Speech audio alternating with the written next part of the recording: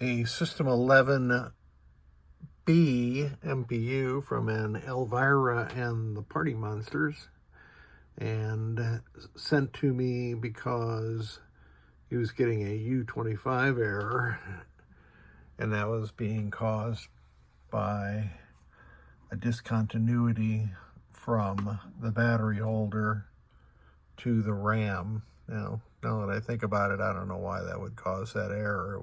It should cause a just failure notification upon boot. So I don't know why that is. But when I removed the old RAM, which was a 6116, and I've installed a 6264, and of course you have to move jumper W5/W6 to the W6 position, which means move this jumper one slot to the left. The problem still persisted, and what I found was a bridge between somehow connected pin 3 and pin 27.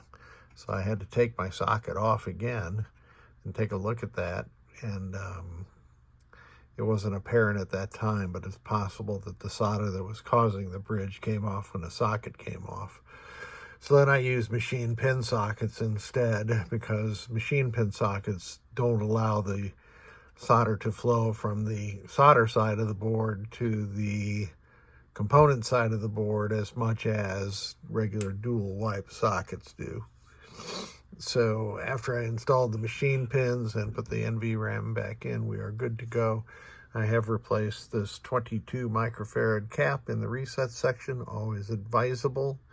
3 caps here for 5, 12, and minus 12, and 2 10 microfarad caps in the sound section. NVRAM, and that's it. Let's power on. Where's the power switch? I do have my Elvira, or System 11 soundboard, loaded with Elvira ROMs connected, so we're going to have the pleasure of hearing some Elvira sounds.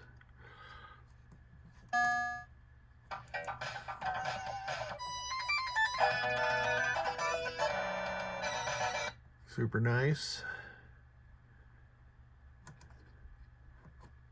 Display test.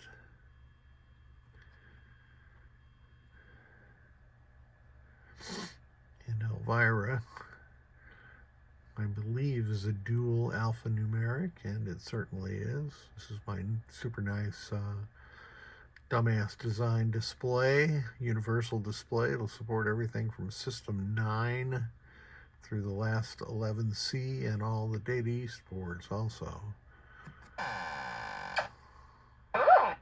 Let's party!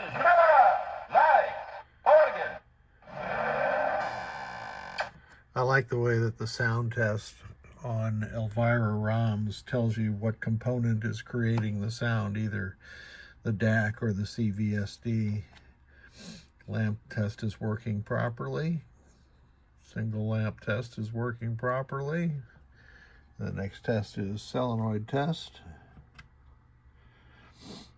So we'll see the green lamp illuminate, Illuminati,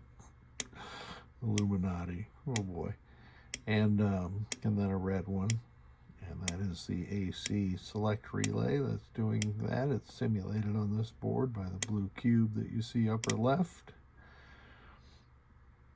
And those last 8 solenoids were not multiplexed, and these are the special solenoid circuits, which I can also drive via switch input. So that is working perfectly. The next test is switch edges, and Elvira supports something like 58, 59 switches. Let's see if I can pick up this.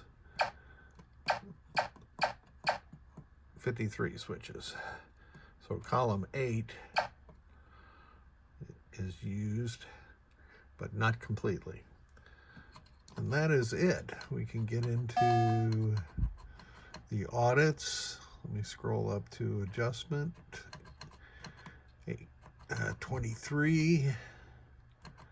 which is the high score, free play adjustment. So I set it to yes, and just hold down the advanced button until the MPU reboots. And there we are on free play. So let me power off, and we'll wait a second or two. Back on, and we are still on free play. And that is an indication that our NVRAM is working. We're in a track mode, and this is nice, clean MPU. The only thing where it got hit was right here. There was a little alkaline corrosion that leaked over from the battery holder, so I have taken care of that by scraping off all the alkaline corrosion, sanding the bare copper, and then tinning that. Thank you so much for sending it.